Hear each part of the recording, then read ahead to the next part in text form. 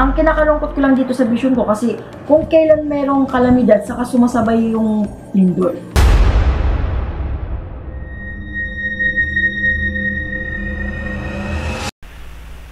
Hello po mga ka-PTV, sa video na ito ay tatalakayin natin ang pangitain sa 3 probinsya na ito sa Pilipinas ayon sa mga visions ni Madam Rudy Baldwin. Pero kung ikaw hindi pa nakasubscribe sa aking channel, baka naman.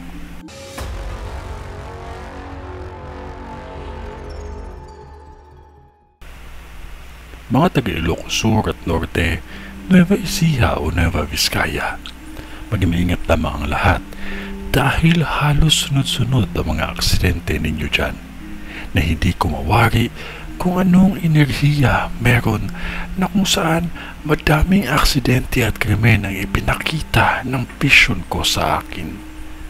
May krimen na kung saan personal issue ang dahilan. Isa din ng Ilocos at Nueva Ecija at Sur ang makakaranas ng lindol at manitong hamon ng kalikasan at mga hangin na hindi mo mawari ang galit sa lakas ng hampas nito.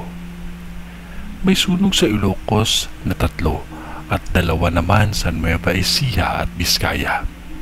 Sa Ilocos, malaking sunog ito na hindi malayo sa hardware. Ang isa malapit sa City Hall. Ang isa hindi ito kalayuan sa terminal ng bus. Ang sa Nueva Ecija at Vizcaya naman ay magkakaiba. Ang isa ay malapit lang ito sa fish landing at ang isa ay malapit lang ito sa lugar kung saan may check-in. Maging handa sa baha at bagyo. Mataas ang antas ng aksidente. Maging maingat ang lahat at huwag makalimot ang manalangin palagi. Ito ay ang vision ni Madam sa Ilocos, Nueva Ecija at Nueva Vizcaya. Sa ngalan ng Diyos Ama, ng Diyos Anak at ng Diyos Espiritu Santo. Amen.